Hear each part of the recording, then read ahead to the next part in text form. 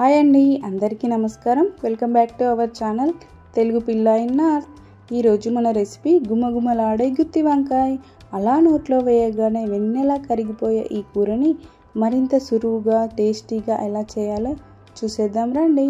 ముందుగా వంకాయలను వాష్ చేసుకొని మధ్యలో ఇలా గాట్లు పెట్టుకొని ఉప్పు వేసిన నీళ్ళలో వేసి పక్కన పెట్టుకోండి.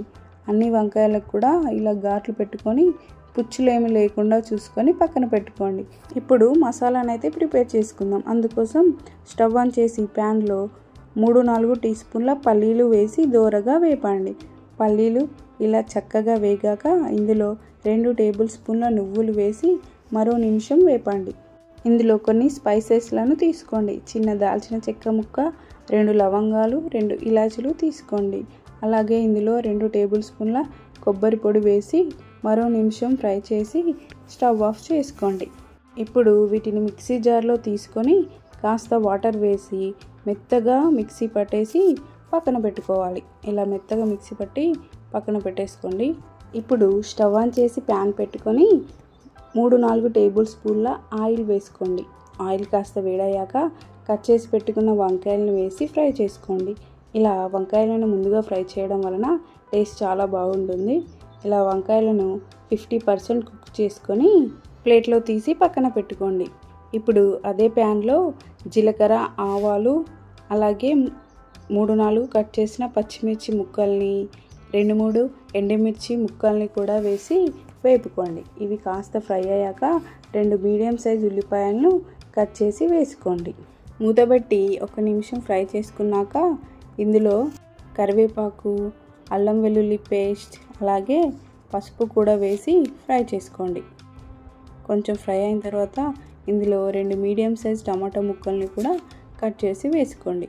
మీరు కావాలంటే టమాటా ప్యూరీని కూడా వేసుకోవచ్చు.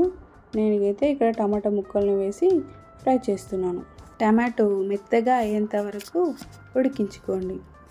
టమాటో మెత్తగా అవ్వడానికి ఇందులో నేను కాస్త ఉప్పు వేసి ఉడికిస్తున్నాను. ఉప్పు వేస్తే టమాటో మెత్తగా ఉడికిపోతుంది తొందరగా.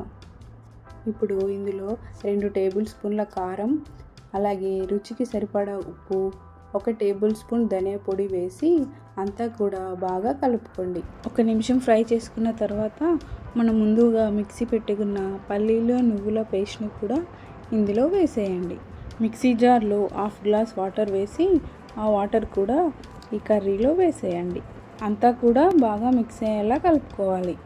ఇది ఆయిల్లో మంచి ఫ్రై అవుతూనే మనకు మంచి టేస్ట్ వస్తుంది. ఇప్పుడు మూత పెట్టి ఒక 2 మినిట్స్ ఫ్రై చేసుకోవాలి. ఇలా మంచిగా ఫ్రై అయిన తర్వాత మనం ముందుగా కట్ చేసి ఫ్రై చేసి పెట్టుకున్న వంకాయ ముక్కల్ని కూడా వేసుకోవాలి. ఇలా వంకాయ ముక్కల్ని వేసే వీడియో క్లిప్పింగ్ ఒకటి మిస్ అయింది. సో వంకాయ ముక్కల్ని కూడా వేసేసుకొని ఇందులో 1/2 కప్ చింతపండు రసాన్ని వేయండి. చింతపండు రసం వేయడం వల్ల టేస్ట్ కాస్త పుల్లగా భలే రుచిగా ఉంటుంది. ఇప్పుడు మూతబెట్టి ఆయిల్ సపరేట్ అయ్యేంత వరకు ఫ్రై చేసుకోండి. ఇలా ఆయిల్ సపరేట్ అయ్యాక ఇందులో కట్ చేసి పెట్టుకున్న కొత్తిమీర వేసి స్టవ్ ఆఫ్ చేసుకోవాలి. అంతే, మనకు ఎంతో కమ్మని రుచికరమైన గుమగుమలాడే గుత్తి వంకాయ కర్రీ టేస్టీగా రెడీ అయిపోయింది. సో ఇలా మనకు ముక్క ఉడికిందో లేదో ఇలా ఒక స్పూన్తో చూస్తే ముక్క చక్కగా ఉడికిపోయింది. ఇలా గనక చేసామంటే గుత్తి వంకాయ కర్రీ చాలా టేస్టీగా ఫాస్ట్గా అయిపోతుంది. మీరు కూడా మీ ఇంట్లో ఒక్కసారి ఇలా ట్రై చేయండి. వీడియో నచ్చితే లైక్ చేయండి, అలాగే సబ్స్క్రైబ్ చేసుకోండి. Thank you for watching.